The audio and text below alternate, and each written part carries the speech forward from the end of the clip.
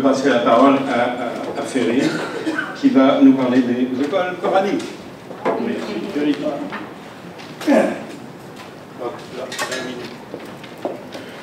Bonjour tout le monde.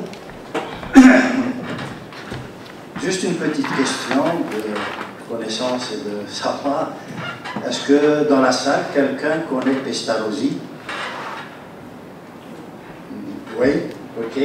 En fait, Pestalozzi, Johann Heinrich, était un Suisse d'origine italienne, mais qui est né en Suisse, donc du côté de Zurich. Et il s'est intéressé à l'école et à l'enseignement donné aux enfants. Il a entre autres créé 4 grandes écoles, parmi lesquelles 2. L'une était destinée pour les pauvres, ceux qui étaient les plus démunis, et pour les sourds et muets.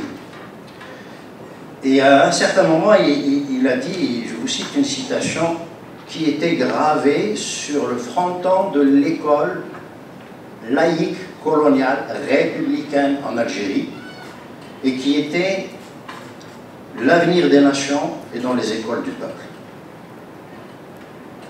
Et tout enfant, là, quand on est rentré en première année, deuxième année, troisième année du primaire, on discutait, parce que nos parents nous parlaient de lui, nous parlaient de ce qu'était l'école du peuple. Et on complétait à tel point qu'on avait une phrase qui disait « Le peuple, ce sont les citoyens qui vont dans le même sens et grâce à des lois partagées et respectées par toutes et tous et en toute égalité. » Je vous le cite et puis je vais faire un témoignage assez rapide, un vécu sur ce qu'est pour moi, ce qu'était pour moi, ce qu'est pour moi l'école coranique. Ceux qui s'attendent à ce que je tape dedans et que je brise ou que je fasse une rupture, je ne vais pas médire des écoles coraniques, du moins celles que j'ai connues. Je vais plutôt expliquer un petit peu ce qu'était l'école coranique en Algérie, au Maroc, en Tunisie en particulier, donc ce que nous appelons aujourd'hui l'Afrique du Nord. Et pour les gens de l'Est du monde musulman et du monde arabe, nous sommes des Maghrébins, repris bien sûr en France en particulier, et même ici on parle des Maghrébins beaucoup plus que des Africains du Nord. Ce qui sous-entend que nous sommes très liés au monde arabo-musulman, mais pas au monde méditerranéen et à l'Europe. Depuis l'âge de 5 ans jusqu'à l'âge de 13 ans, j'ai été à l'école coranique. C'était quoi l'école coranique? Dans ma ville natale, où il y avait 24 000 habitants seulement.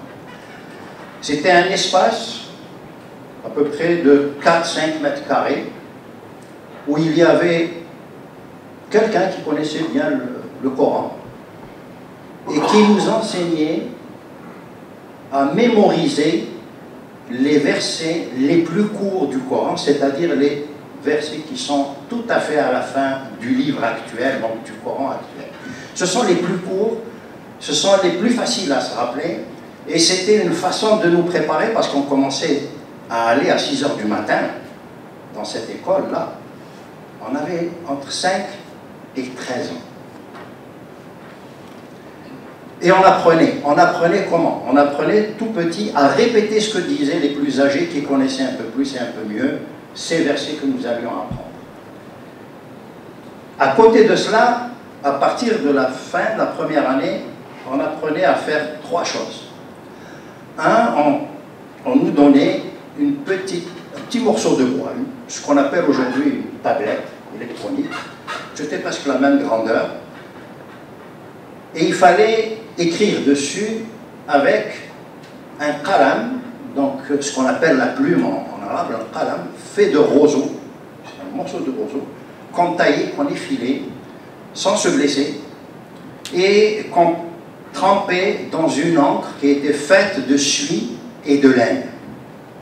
Et on écrivait donc de la droite vers la gauche. C'est pour ça que parfois je suis mêlé entre l'alphabet latin, j'écris à gauche, et l'alphabet arabe où je dois écrire à partir de la droite. Et souvent je me mets au milieu pour regarder comment ça se passe. À partir de la 2e, 3e année, quand on a suffisamment appris les premiers versets, les premières sourates, comme on dit, les premiers chapitres, qui deviennent de plus en plus longs, la moindre erreur la moindre omission, le moindre mot, eh ben, donnait droit, entre guillemets, à une sanction, à une pénalité. Et vous savez que c'était quoi la pénalité? C'était un roseau sur la plante des pieds. Une erreur, un coup. 2 erreurs, 2 coups. 4 erreurs, 4 coups. Une omission totale, c'était la catastrophe. C'est peut-être ce qui a fait que je déteste les islamistes aujourd'hui. C'est une façon de me rappeler que si tu n'es pas avec nous, tu es contre nous, et si tu es contre nous, tu vas recevoir des coups. Et donc il fallait s'armer à partir de là. Mais simplement, quand on apprenait ces versets, ces chapitres du Coran, il n'y avait aucune explication qui était donnée. Et vous pouvez le lire. Les derniers versets qu'il y a dans le Coran, il n'est question ni d'enfer, ni de sanctions, ni de séparation entre les hommes et les femmes, puisque dans cette petite salle, on était une quinzaine, une vingtaine, on était assis, garçons et filles, sur des tapis. Il n'y avait aucune séparation. Par contre, quand on ne comprenait pas des choses et quand une question venait à se poser, on la posait à nos parents. Et c'est nos parents qui nous donnaient les réponses. Mais plus on grandissait,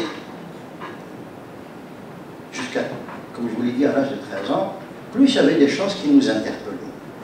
Tu ne réponds pas convenablement à un adulte, à une personne âgée, c'est une sanction, donc automatiquement, tu vas aller en enfer. Toujours l'enfer, toujours. Il n'y a jamais le paradis. Pourtant, c'est bien écrit, hein, tu fais les bonnes actions, tu vas au paradis, tu fais les mauvaises actions, tu vas en enfer. Eh bien non. À partir de l'âge de 10, 11, 12, 13 ans, vous savez, on arrivait à nous obliger à parler de choses et d'autres, et c'était surtout la pénalité et jamais la récompense.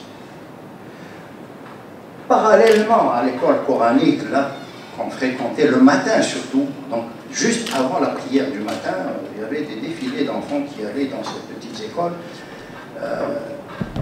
À partir de 8 heures, on allait à l'école coloniale, à l'école laïque française. Et là, c'était l'enseignement, bien sûr, les lettres et les chiffres, l'histoire, la géographie. Dans cette école-là, j'ai appris que mes ancêtres étaient des Gaulois. Moi, africain du Nord, mes ancêtres étaient des Gaulois. Je ne posais pas de questions, parce qu'un peu plus loin, il y avait une leçon qui disait les Berbères, les rois berbères, les Agelliden, prenaient leurs décisions sous l'olivier, en assemblée, l'assemblée du peuple en quelque sorte. Mais aussi on nous a appris comment l'Afrique du Nord a été envahie par les arabo-musulmans. Et comment la reine de la région d'où je viens, la Kahina, Delia, s'est opposée à ces gens. Comment qu'elle a porté le combat contre l'envahisseur. Je vais revenir à ce qu'on appelle l'école coranique. La traduction n'est pas la même quand on parle de l'école coranique dans le concept arabe, c'est le jama'. Et le jama' traduit à la racine, c'est l'assemblée, c'est le rassemblement. Le jami'a, l'université, c'est un rassemblement de personnes qui étudient ensemble et qui réfléchissent ensemble. Donc depuis le jeune âge, l'assemblée, c'était les petits-enfants qui étaient autour de ce maître qui nous enseignait, qui nous aidait à mémoriser le Coran. Et on grandissait, on allait à la médersa.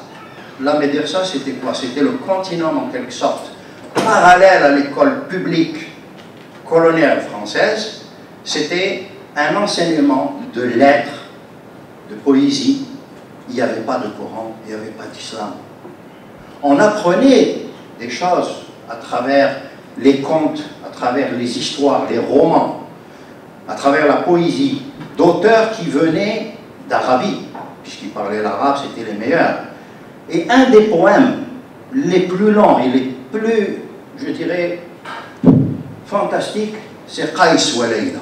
C'est un amour entre un gars et une fille de 2 tribus différentes. Ça, c'était enseigné dans la médersa. Allez trouver ça dans une école aujourd'hui, ici, musulmane. Moi, je ne considère pas ça comme étant une école musulmane. Il y avait des choses qu'on apprenait, et toujours dans le concept, La première université musulmane qui a été créée dans le monde arabo-musulman a été créée en Tunisie, à côté d'une mosquée qu'on appelle Zitouna. Et elle s'appelle comme ça, Zitouna. Mais ce n'était pas une université selon le schéma, j'allais dire universel, donc européen. C'était là aussi le Jamia, donc un rassemblement des élites qui pouvaient parler de thèmes différents. Mais à côté aussi, il développait tout ce qui concernait la religion, tout ce qui concernait l'islam, mais selon un rite et une école de pensée qui était propre à l'Afrique du Nord. On vous parle souvent, on vous dit, l'islam, c'est pas un seul, il y a plusieurs islams dans l'islam. Au-delà du schisme, les chiites et les sunnites, l'Afrique du Nord est malikite.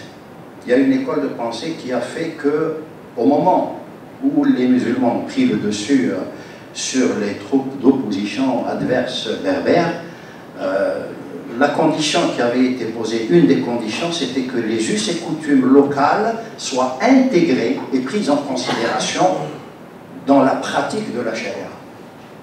Et c'est ce qui se passe. Jusqu'à aujourd'hui, en Kabylie, dans les Aurès, le partage ne se fait pas une part pour la fille et deux parts pour l'homme. C'est dans l'indivision, tout reste dans l'indivision.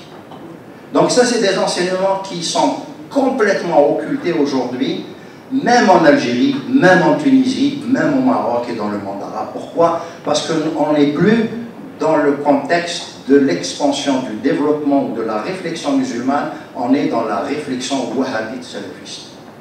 Et c'est là où le bas blesse. Alors, oui, au-delà de l'enseignement qui est sous supervision, semble-t-il, du ministère de l'Éducation nationale ici au Québec, moi je peux vous garantir que, comme on en parlait encore hier pour SCR, il n'y a rien de musulman qui est enseigné dans ces écoles. On enseigne le wahhabisme, on enseigne les pratiques wahhabites. Parce que si c'était un enseignement coranique musulman, il doit se faire autour de 5 principes qui sont connus. La foi en Dieu, en Mohammed, son prophète, la prière, l'aumône, le ramadan, qui vient en 4e position. Aujourd'hui, le ramadan est en 1re position, après le voile. Et bien sûr, le pèlerinage.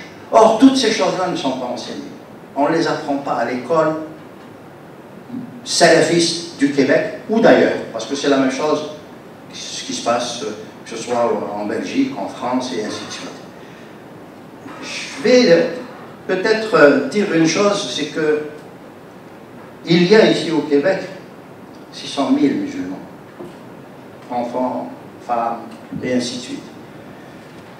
Nous avons vécu le septembre 2001, Al-Qaïda a été effacé et s'est transformé. Nous sommes en plein changement de Daesh, qui rassemble ses restes en quelque sorte pour se transformer en mafia. C'est des organisations d'extorsion de fonds, et les premiers qui sont ciblés, ce sont les musulmans. Si on veut réduire les influences néfastes, soi-disant éducatives et académiques, le gouvernement du Québec a tout intérêt à révoquer tous les mandats de ces écoles privées religieuses ou à caractère religieux. Il doit les révoquer, tout simplement. Le ministère de l'Éducation doit le plus tôt possible se réapproprier les obligations, si tant est qu'il s'agit de missions d'éducation et de formation accordées à ces organisations qui vont d'une éducation parallèle à des enfants innocents, alors que les seules écoles du peuple sont garantes d'un enseignement approprié en adéquation avec les valeurs de toute la société québécoise. Je sais que ce n'est pas facile, mais il faut le faire. Il faut le faire. Ou au moins les remplacer par une éducation dans les écoles sur l'histoire des religions, je ne suis pas contre. Enseigner l'arabe, l'italien, l'espagnol, on a tellement de gens qui viennent de partout et connaître la langue d'origine, c'est un enrichissement pour le Québec. Mais on doit tous être dans une école laïque et nos enfants, nos arrière-petits-enfants, etc. doivent aller dans une école laïque où la religion ne doit pas avoir prééminence. Je m'arrête là et puis à vous de parler.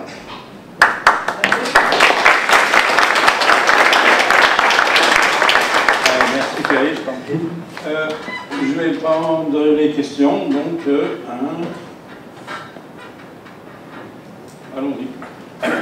Oui, je trouvais très instructif cette distinction entre l'enseignement musulman, comme on dit plus simple, et le wahhabisme comme tel. Maintenant, avec le wahhabisme, et corrigez-moi si je me trompe, j'ai l'impression qu'il y a aussi un financement considérable qui arrive d'Arabie Saoudite. Et même si on avait des écoles laïques, si ce financement, si cet argent continue à arriver, il va être distribué dans la population par d'autres canaux, mais il va couler tout autant. Alors, ma question, est-ce que vous avez une opinion là-dessus? Est-ce que qu'est-ce qu'on peut faire pour ça? Vous savez, le verre est dans la pomme. Depuis la fin des années 80, lorsque le Québec, le Canada, a accueilli les premiers terroristes algériens, soi-disant comme réfugiés politiques, le verre était là. Les musulmans étaient là bien avant l'arrivée de ces islamistes. Oui, il y a eu du financement par les associations caritatives saoudiennes et qataries pendant une période. Et vous croyez que les 100 000 ou 50 000 ou 2 000 musulmans islamistes qu'il y a au Québec ne sont pas capables d'autofinancer les mosquées, les écoles privées? Posez-vous juste cette question. Pensez-vous qu'ils vont faire venir de l'argent de l'extérieur? Ils ont d'autres moyens. Ils ont créé des commerces halal. Ils ont des boucheries halal. Ils ont des blanchisseries halal. Ils n'ont pas besoin d'aller chercher l'argent dans les banques saoudiennes ou qataries. Oui, il y en a, mais ça viendra sous d'autres formes. Je vous donne juste cette piste. Donc, c'est pire que ce que j'imaginais. Vous avez dit avoir appris des versets coraniques à l'école. Est-ce qu'on pourrait savoir le contenu au moins de un ou deux de ces versets qui vous auraient marqué, le plus questionné? Et deuxièmement, est-ce que ça s'enseigne encore aujourd'hui dans certaines écoles? Écoutez, je prends juste, même si ce n'est pas très violent, il y a une sourate qui parle de Nasr, la victoire. La victoire sur quoi? Sur soi-même d'abord. C'est ça qui est enseigné. Parce qu'on parle de l'effort d'introspection, et c'est ce qu'on apprend quand on est petit. Et bien sûr, l'effort sur tout ce qui est le mal. Mais plus loin, dans d'autres versets, le mal va être personnifié. C'est le mécréant, c'est le juif, c'est le chrétien. Mais c'était valable dans une période, dans un contexte bien déterminé. Ce qui n'est plus le cas aujourd'hui, sauf, oui, si je reprends, je ne sais plus qui est-ce qui parlait de sionisme, on va se mettre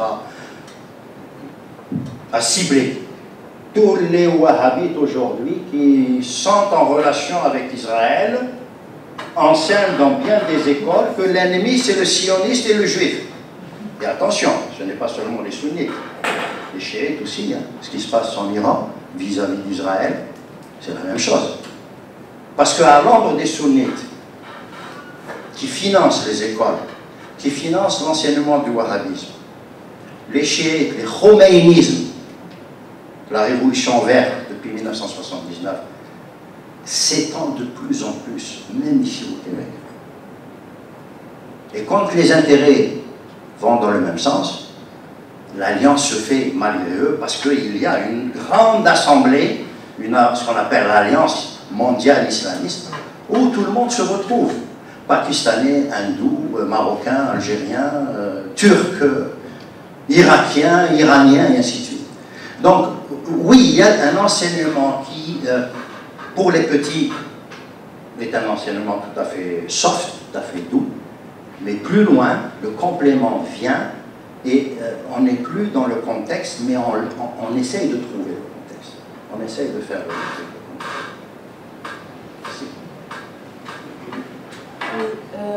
Je voudrais mentionner une chose et après poser une question. Lorsque je travaillais à Concordia, à un moment donné, on a eu une rencontre privée pour nous suggérer d'avoir une chaire en études islamiques financée par l'Arabie Saoudite. Moi, je l'ai fait refuser.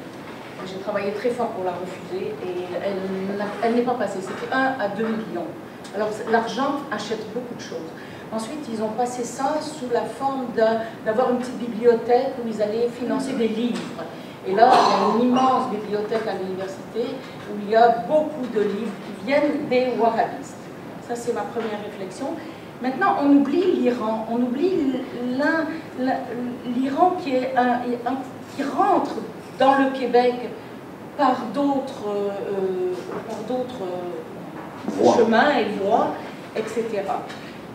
On l'oublie. On parle toujours des wahhabistes et de l'Arabie Saoudite, mais il y a l'Iran, il ne faut pas oublier l'Iran et l'imam Septi et tous les frères musulmans qui sont au Québec. On sait, on a assisté à beaucoup de réunions où on nous a briefé là-dessus. Maintenant, je voudrais te poser la question parce que je ne suis pas d'accord avec toi. Tu dis qu'on pourrait enseigner l'éducation des religions à l'école. Je ne suis pas d'accord avec toi. Non, je n'ai pas dit ça. Non? Non. Parce que l'histoire. la religion, c'est à la maison. J'ai dit l'histoire des religions. Ah, même l'histoire des religions. Si, je peux expliquer. Ah, vas-y, oui. Oui, je peux même donner l'histoire des religions. En tout cas, je pense qu'on peut enseigner l'histoire et à travers l'histoire, bien sûr, glisser ce qui a prévalu, comme si on va enseigner la Révolution française et 1789, bien sûr qu'on est obligé de parler de l'Église. Mais à ce moment-là, dans un contexte historique, oui, mais pas enseigner les religions. L'histoire des religions, ça se passe à la maison, la religion, ça se passe à la maison. Voilà. Non, moi je n'ai pas dit qu'on devait enseigner, je suis contre le cours d'éducation éthique et religieuse, là, pour mille et une raisons, mais l'histoire des religions, ça ne m'a pas influencé. Moi, quand dans l'école française, l'histoire de France, j'ai appris que l'islam est apparu au 7e siècle, qu'il a évolué de l'Égypte, etc., jusqu'au Maroc, qu'il y a eu des dynasties qui ont imposé ou qui n'ont pas imposé, qui ont été battues ou qui n'ont pas été battues. Ça fait partie de la connaissance des civilisations. Ça, je suis pour. Mais pour enseigner, pour dire, non, attends, le Coran, il faut l'enseigner parce que ceci, la Bible, etc. Non, je suis contre ça, c'est clair pour moi. Hein.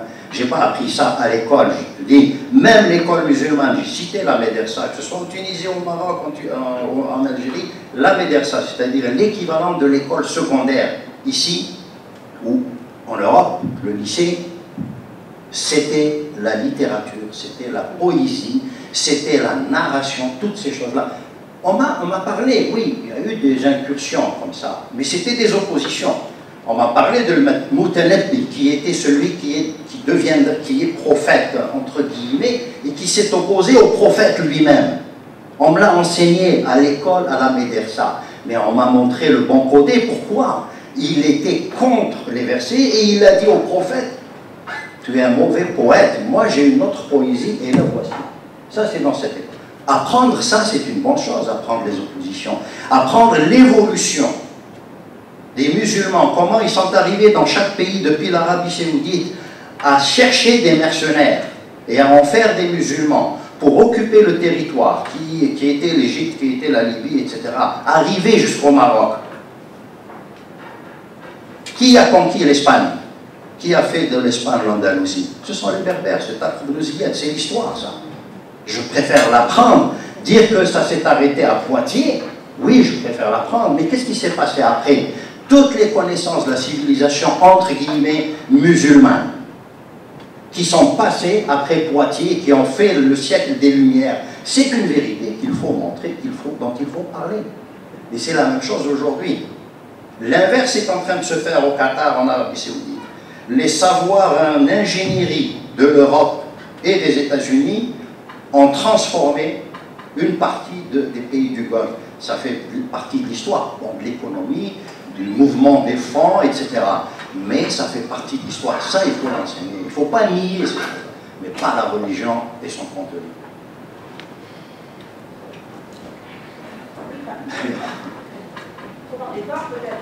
Oui, fort.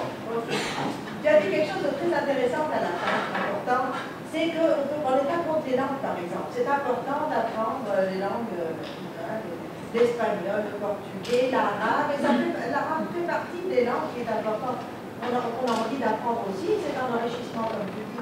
Mais c'est ça, tout le défi avec la langue arabe, là, c'est que ça passe pas c'est qu'on n'apprenne pas l'arabe sous couvert d'école coranique. Mais ça, c'est un grand défi. Et puis, voilà, c'est difficile. Mais c'est malheureux pour la langue arabe quand même qu'on est en train de l'amalgame avec les études du Coran. Et donc, mais c'est une langue qu'on aime, n'est-ce pas? Et puis, il y aurait la littérature. On n'est pas obligé de l'apprendre par le Coran, hein, et qu'on l'apprend comme ça. Mais ça, c'est tout un défi. C'est un grand défi. On est dans un pays où les défis sont réalisables. Je vais prendre un exemple. L'enseignement de l'arabe à l'école, quelle qu'elle soit, même à l'université, permettrait de connaître, par exemple, Averroès, Avicenne, Al-Khawarizmi, Al-Jabr. Qui sont-ils? Ce sont des scientifiques. Ils ne sont pas enseignés par l'école wahhabite. La littérature, il y a une très belle littérature égyptienne, par exemple, l'expression arabe, qui est laïque. Il y a une littérature irakienne d'expression arabe qui est laïque. On ne les enseigne pas ici au Québec. Moi, j'enseignerai ces choses-là parce que ça ouvre les yeux. Ça nous a permis, nous, ma génération à moi, en Algérie, en Tunisie, au Maroc, de nous opposer aux idéologies.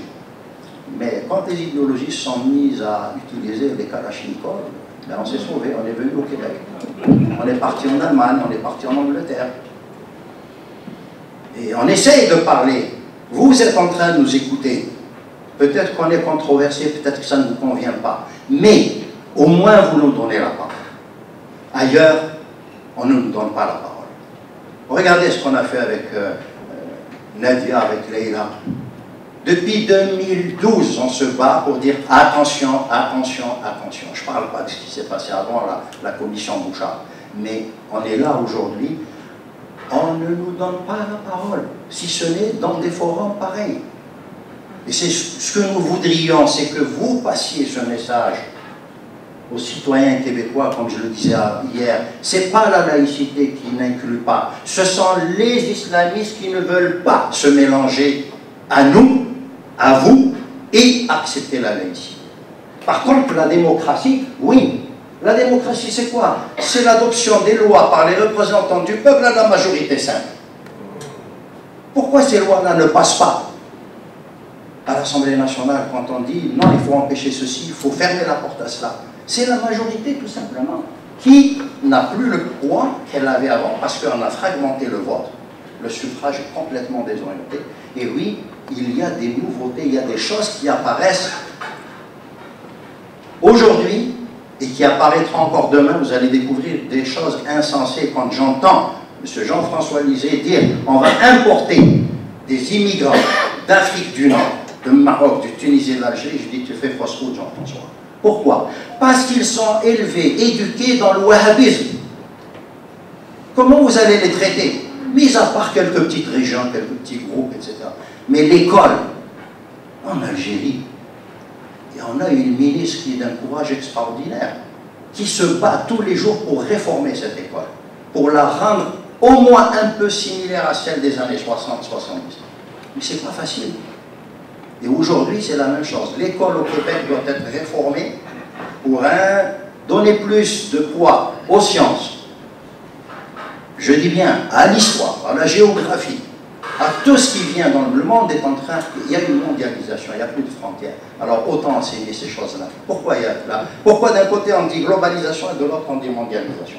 Parce qu'avec les uns, il y a l'argent du Qatar, il y a l'argent de l'Iran, il y a l'argent donc du pétrole en quelque sorte.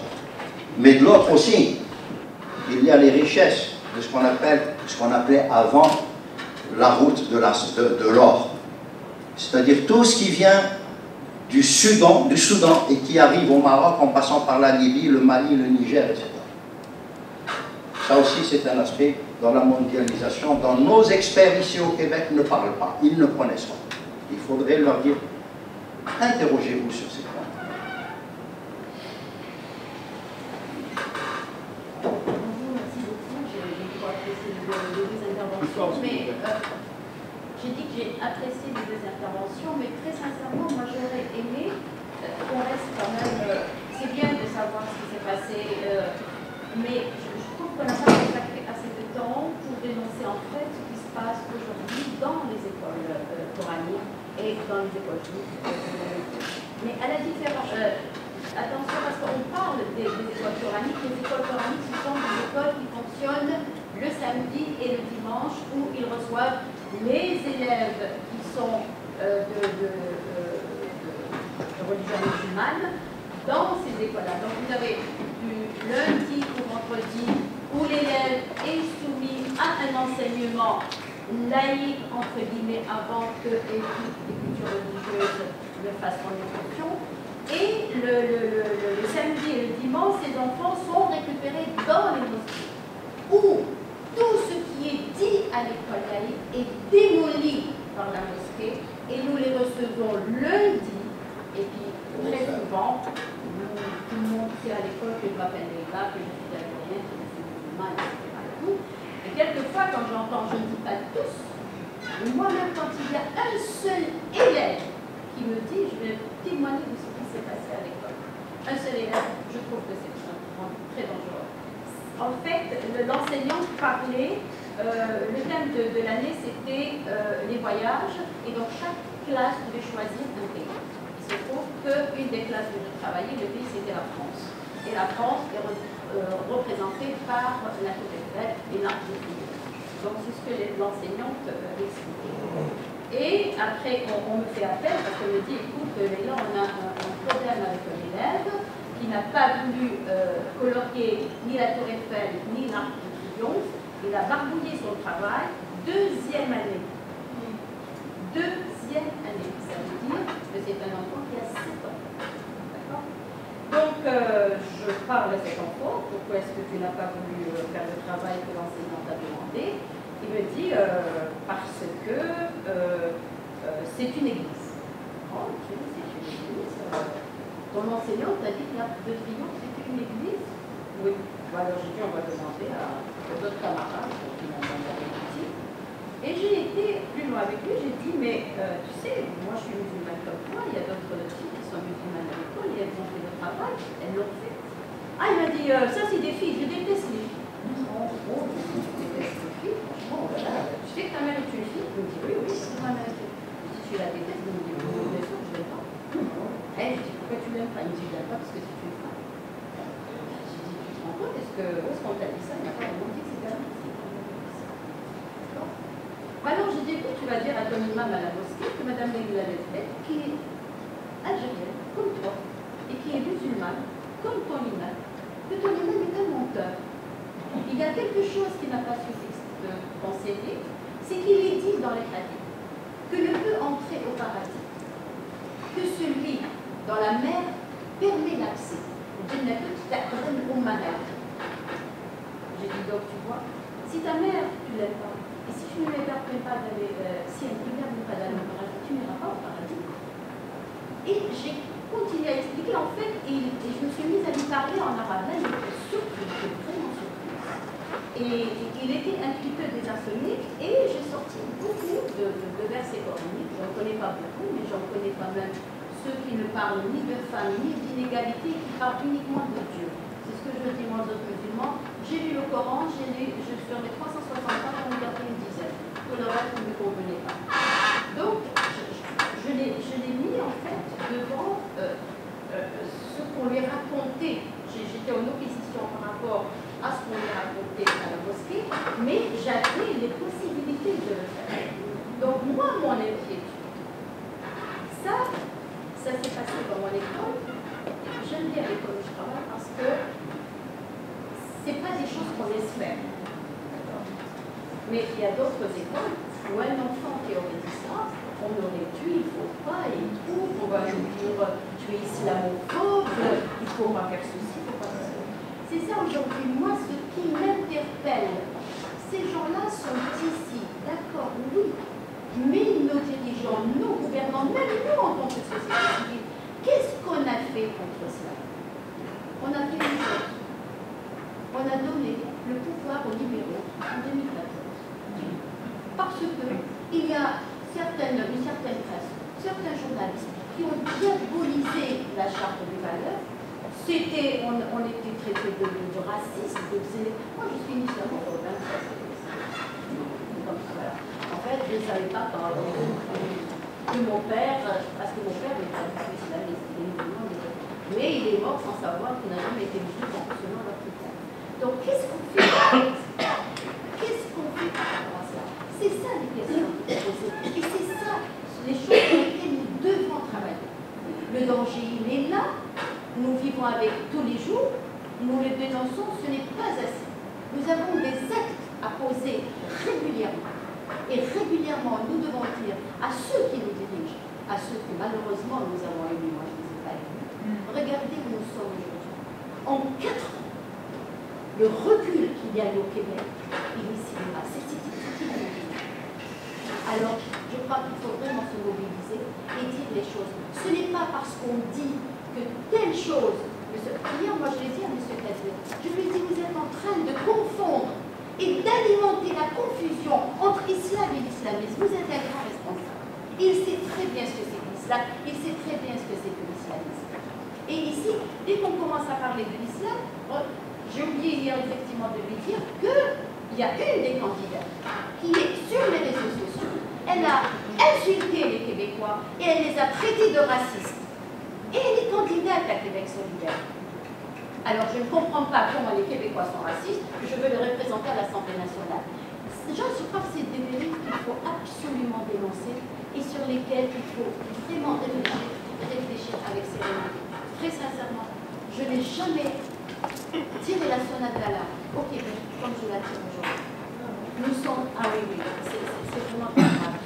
Comme il reste 5 minutes, je gère le temps maintenant. J'arrête. Pensez aux enfants qui vont à l'école publique et le samedi, ils vont dans ces mosquées où tout est complètement démoli.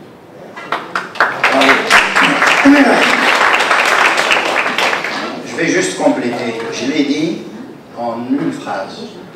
Supprimer, enlever, rapatrier le contenu de ce qui est enseigné dans les écoles coraniques musulmanes, parce que ça n'en est ni l'une ni l'autre, au niveau de l'éducation nationale. Il y a une chose que fait le gouvernement libéral, au nom de la Charte des droits et des libertés, au nom des libertés individuelles, au nom de la liberté de conscience. La confusion est là, effectivement, entre wahhabisme, salafisme, islam chiite, islam sunnite et tout. Mais moi, je ne comprends pas comment d'un côté on autorise, on laisse passer tout ce qui est religieux, tout ce qui est soi-disant religieux, qui enferme d'abord les fillettes sous le voile, qui ostracise ces gens dans la communauté, donc vous n'avez pas de contact avec ces gens-là, et qui, lorsqu'elles sortent ou quand ils sortent de ces communautés, c'est pour proférer des insultes et proférer beaucoup plus que des insultes, des menaces. Si vous ne faites pas ça, on ne vote pas pour vous. Et c'est ça qu'il faut. Il y a une contradiction dans les chartes des droits et des libertés. En 2014, je l'ai dit à la commission de l'Assemblée nationale. Si les chartes, du Canada et du Québec sont devenues aussi immuables que le Coran, on est foutu. Les chartes, ce sont des droits, ce sont des lois votées par la population, bien sûr par des élus. Il faut les amender. Voilà. Merci.